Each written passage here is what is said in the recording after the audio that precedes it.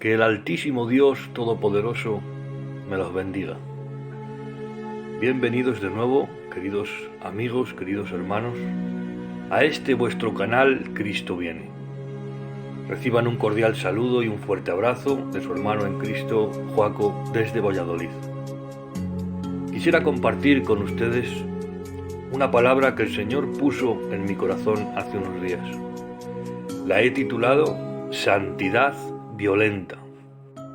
Quiero que me acompañéis a la palabra del Señor en el libro de Mateo, capítulo 5, versículo 29.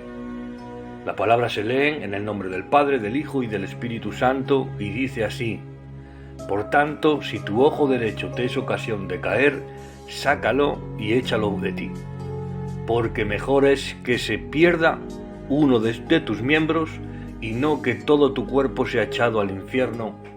Amén. Queridos amigos y hermanos, sabemos que el Señor nos capacita y habilita para que vengamos al arrepentimiento y respondamos a la vivificación de Dios. El Señor nos perdona, nos santifica y nos regenera, santificándonos aquí en esta tierra. Esos son los pasos que va dando un cristiano para que la obra del Señor se efectúe en cada uno de nosotros. Por lo tanto, podemos entender que si no nos está regenerando o santificando, es decir, si no vivimos en santidad, es porque no nos ha justificado, ni tampoco nos ha perdonado, porque realmente no nos hemos arrepentido. El texto de la palabra es claro: si tu ojo te es ocasión de caer, sácalo y échalo fuera. El Señor nos insta a que seamos nosotros los que nos quitemos el ojo, a que esa cirugía la hagamos nosotros. ¿Y por qué? Porque si no nos lo quitamos nosotros, nos lo quitará Él. Y creedme, queridos hermanos y amigos que me escucháis, que cuando lo quita Él, hace daño. Hablando sobre la regeneración, que en sí mismo es una creación de nuevos genes, nueva genética en nosotros, hay un texto en la palabra, en el libro de Tito, capítulo 3, versículo 5, que nos dice: Él nos salvó no por obras de justicia que nosotros hubiéramos hecho, sino conforme a su misericordia por el medio del lavamiento, de la regeneración y la renovación por el Espíritu Santo. La palabra regeneración en el griego es palingenesia y significa nuevo nacimiento.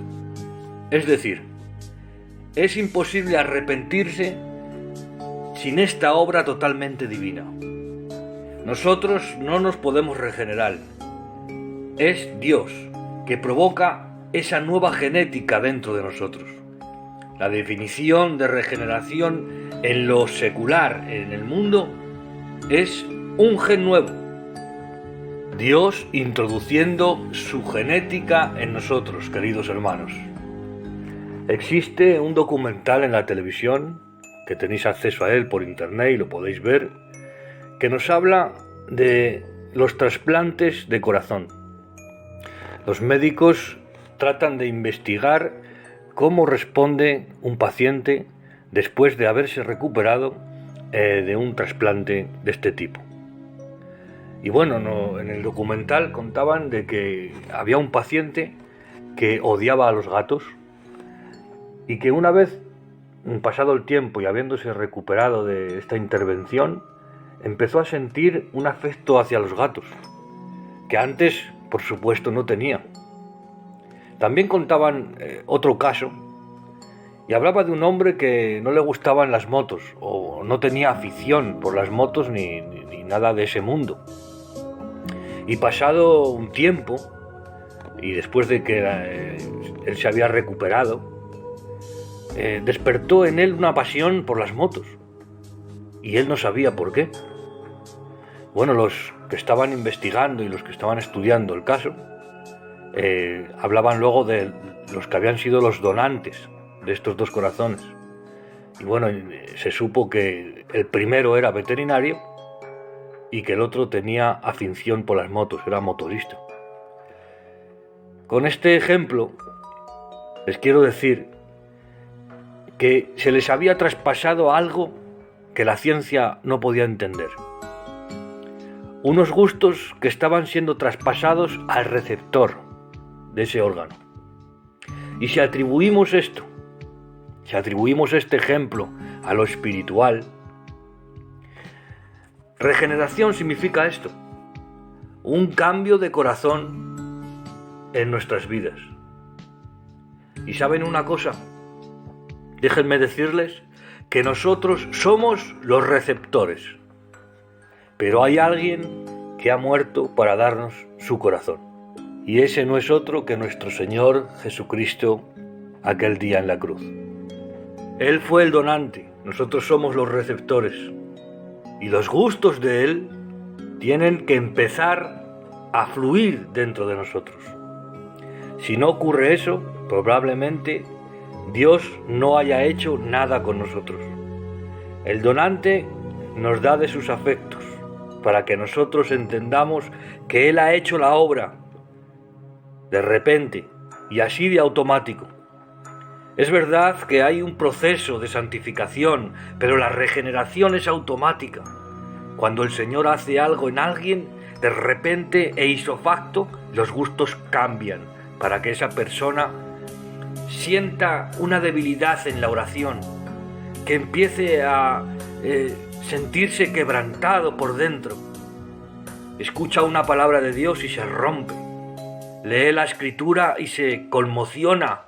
Algo que antes no sucedía ni tampoco entendía, ahora sucede y lo entiende.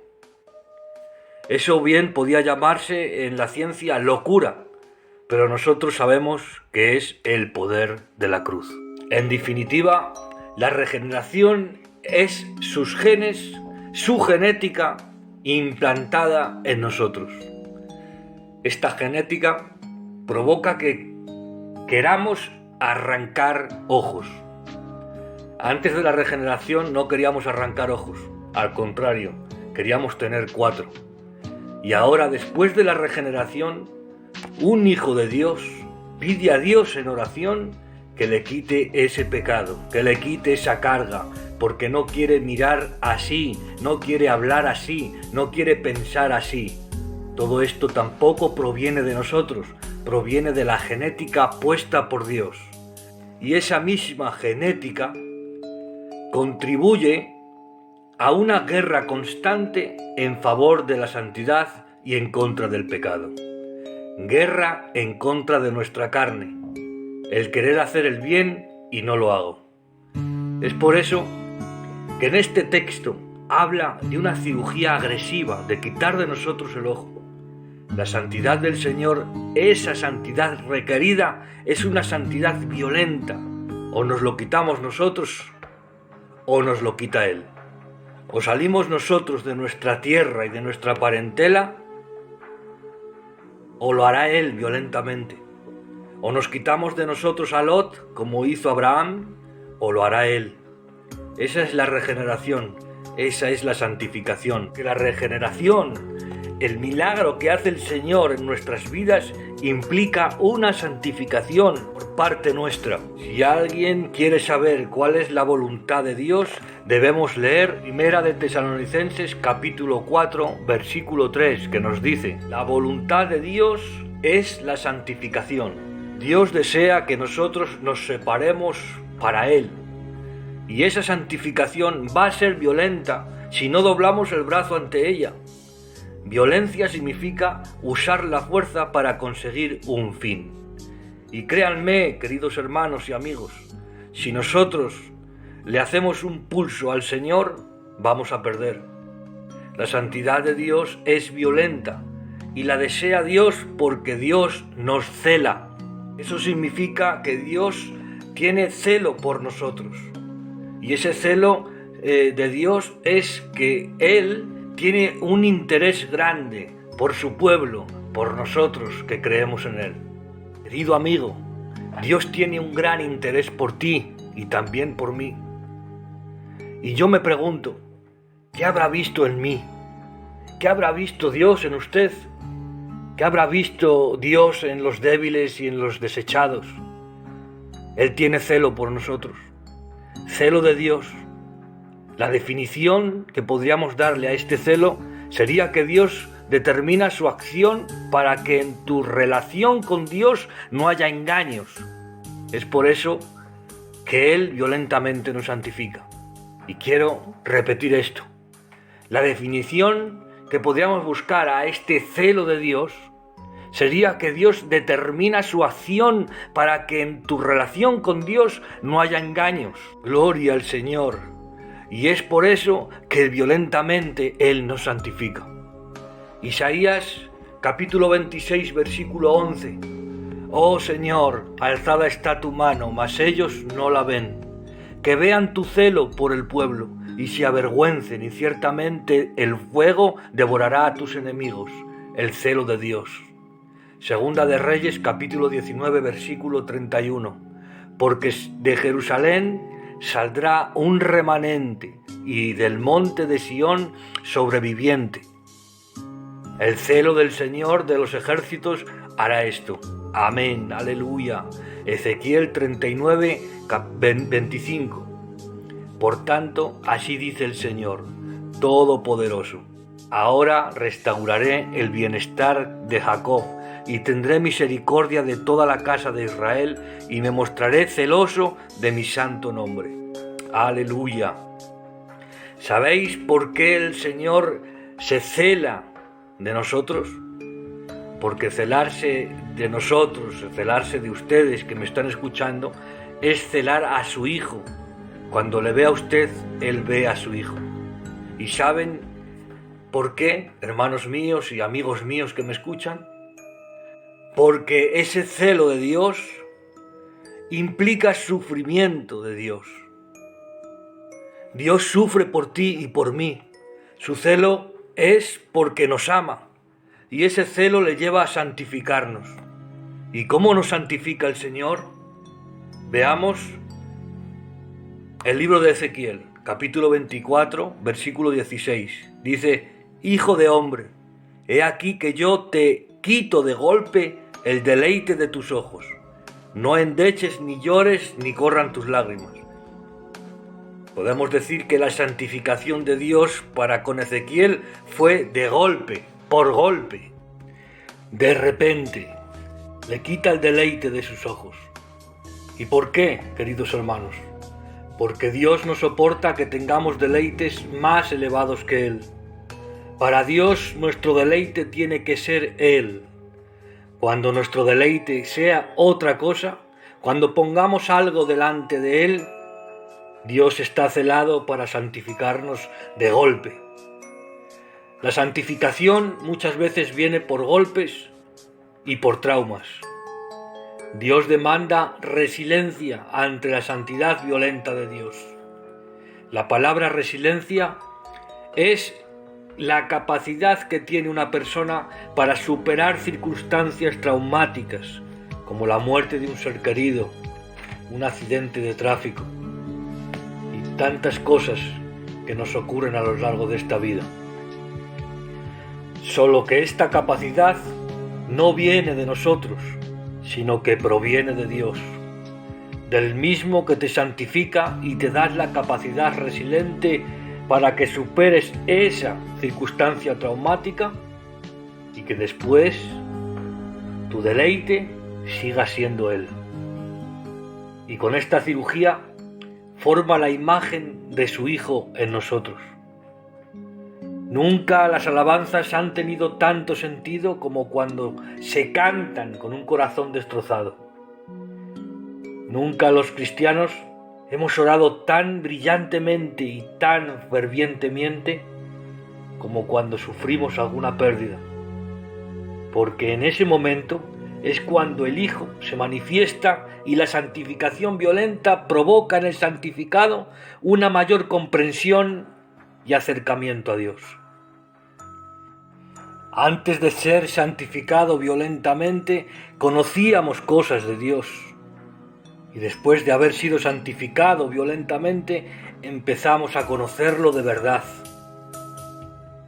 Antes de ser santificado violentamente, decíamos, sí, sabemos teología, sí, sabemos cosas de Dios, y sí que sabíamos, pero no le conocíamos. Después de ser santificado violentamente, empezamos a conocerle. Recuerdo aquel texto del varón de Dios llamado Job, cuando el Señor permite que violentamente Satanás le quite los 10 hijos, violentamente toda su hacienda y todos sus bienes, y hasta se enferma con una sarna maligna.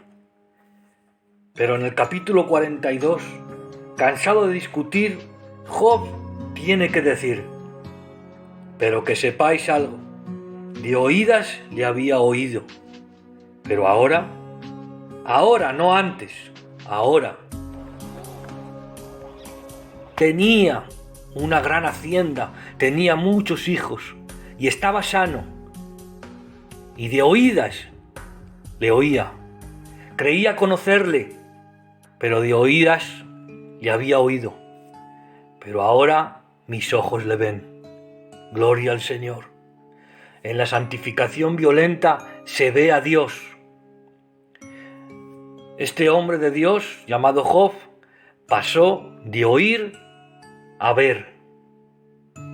Y yo le pregunto a todo el mundo que me está escuchando, ¿qué preferimos? ¿Qué preferimos? Quizá solo estemos oyendo y tengamos que ver. Yo me he preguntado, ¿dónde está la santificación más elevada para el Señor? Y creo que el Señor me lo ha mostrado a través de las Santas Escrituras. El grado de santificación más alto no es cuando Dios te está quitando lo malo. Eso es al inicio. Así que si llevamos 20 años en los caminos del Señor, acudiendo a una iglesia y creyendo que estamos haciendo las cosas bien, pero aún no nos hemos quitado lo malo, todavía estamos en el inicio. En el inicio, si aún no se ha quitado el vicio, si aún no se ha quitado la cultura, la tradición, si aún no se ha quitado esta manera de pensar natural y carnal, aún no estamos ni en los albores de haberle conocido. El grado más alto no es quitarse lo malo. La santidad verdadera es cuando Dios te pide lo bueno. No es cuando Dios te pide los vicios, ni la cultura, ni la tradición. El grado de santificación más elevado es cuando Dios te pide lo bueno, lo que no es pecado, lo que es bueno, porque eso es ser semejante a su Hijo. Cuando una persona tiene un alto grado de intimidad con Dios, es cuando Dios te pide lo bueno. ¿Os acordáis de Abraham? Cuando ya le había quitado a Lot, cuando ya le había quitado de su tierra y de su parentela, lo ha ido santificando de todo lo malo. Y ahora le dice: dame lo bueno, dame a tu Hijo. Por eso al inicio Dios nos pide que nos saquemos el ojo, si nos es ocasión de caer. Eso es al inicio. Después, cuando entramos más adelante en la santidad, el Señor nos demanda lo lícito. Pondré el ejemplo con la palabra del Señor. Vamos a la primera carta a los Corintios, capítulo 8, versículo 13. Dice: por lo cual, si la comida le es al hermano ocasión de caer, no comeré carne jamás para no poner tropiezo a mi hermano. Comer carne no es malo ni es pecado, pero si a mi hermano le es ocasión de caer, no la voy a comer. El que tenga oídos para entender esto, que oiga. Y esta es la segunda fase de santificación. En la primera, el Señor nos quita lo malo. Y en la segunda fase es cuando el Señor nos quita lo lícito por amor a nuestros hermanos. Pero hay una tercera fase, y para verla vamos a dirigirnos al libro de Génesis en el capítulo 22, versículo 2. Y dice: toma ahora a tu hijo Isaac, a quien amas, y vete a la tierra de Moria y ofrécelo allí en sacrificio. Primero, lo malo, el ojo que me hace caer. Segundo, lo lícito. Puedo hacerlo, pero no lo hago por amor a mi hermano. Y lo tercero es cuando te quita lo bueno, aquello que no es pecado. ¿Le darías lo bueno al Señor? Esta última fase, cuando Dios nos pide lo bueno, es una fase totalmente incomprensible, porque entendemos que Dios nos quite lo malo, porque es pecado, pero que te quite lo bueno, eso no lo podemos entender tan fácilmente. Pero de eso se trata, de santificarse sin entenderle. De ahí viene la verdadera santidad, porque el ojo te perjudica. El comer carne perjudica al hermano, pero lo bueno no perjudica a nadie. No te entiendo, pero lo hago, Señor. Primera de Corintios capítulo 2, versículo 14. Dice así: pero el hombre natural no percibe las cosas que son del Espíritu de Dios, porque para él son locura, y no las puede entender, porque se han de discernir espiritualmente. Aunque haya momentos que no entendemos a Dios, seguimos obedeciéndole, porque esto es la santidad cumplida por pura devoción. Sin entenderlo, pero lo hago porque tú me lo pides, Señor. Gloria a Dios. En Deuteronomio, capítulo 29, versículo 29, dice la palabra del Señor, que las cosas secretas pertenecen a Dios, a nuestro Señor, mas las que son reveladas son para nosotros y para nuestros hijos, para siempre, para que cumplamos todas las palabras de esta ley, pero las secretas le pertenecen a Él, a nuestro Señor. Entiendo que me quite lo malo, querido hermano, querido amigo. ¿Por qué? Porque nos perjudica a nosotros. También entendemos que nos quite lo lícito, porque perjudica a nuestros hermanos. Pero también tenemos que entender que nos quite lo bueno. ¿Y saben por qué tenemos que entenderlo? Porque esto es para la gloria de Dios. No lo hago porque me perjudique a mí, tampoco lo hago porque perjudique a mi hermano. Lo hago para que Dios sonría. Aleluya. Sacrificar lo malo demuestra que nos amamos a nosotros mismos, como puede ser dejar la droga, los vicios, las malas habladurías. Eso demuestra que me amo yo.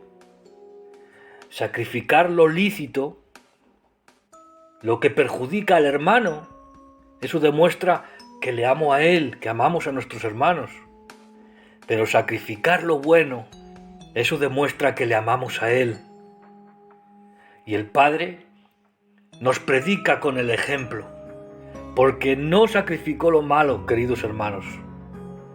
Sacrificó lo bueno, lo mejor, y no solamente lo mejor, sino lo único. Queridos hermanos y amigos, el sacrificio más grande que Dios nos demanda en este tiempo y que además nos cuesta más de entregarle es nuestro tiempo. Por eso hoy en día lo único bueno que podemos sacrificarle al Señor es nuestro tiempo. ¿Y cómo podemos darle nuestro tiempo al Señor? ¿Cómo podemos administrarlo? El tiempo de adoración personal debe ser un tiempo sacrificado para Dios y santificado para Él. Santificar un tiempo para la salud del alma es algo que proviene de Dios. Por eso os digo, queridos hermanos, que en este tiempo debemos sobre todo tener claro que tenemos que tener un tiempo especial para con el Señor. Ese tiene que ser nuestro sacrificio diario. Queridos hermanos, ¿ustedes creen que a Cristo le importa el tiempo que dedicamos a orar? Pues claro, por supuesto que le importa. Y para ver esto, vamos a ir a la palabra del Señor, que es la que mejor lo explica. Vamos al libro de Mateo, capítulo 26, versículo 40. Dice que el Señor Jesucristo se dirigió a sus discípulos, y dice así la palabra: vino luego a sus discípulos y los halló durmiendo, y dijo a Pedro: ¿así que no habéis podido velar conmigo ni una hora? Podemos ver aquí, queridos amigos, que a Cristo le importó que tan siquiera no velasen ni una hora. Con esto entiendo que hay unos mínimos para con el Señor. Nosotros sabemos cuándo el Señor nos llama a la oración, y siempre tiene que haber unos mínimos. Les dijo: ¿no habéis podido velar tan siquiera una hora? Yo entiendo, querido hermano, querido amigo que me escuchas, que no es tiempo de dormir. Hoy es tiempo de buscar a Dios y de velar y ayunar, porque Jesús está en las puertas. Salgamos de la pereza, no vivamos acomodados, no esperemos que Jesús nos santifique violentamente, sino que seamos nosotros los que voluntariamente y con ayuda de Dios nos santifiquemos. Que Dios les bendiga y les proteja. Cristo viene pronto. Adelante, queridos hermanos.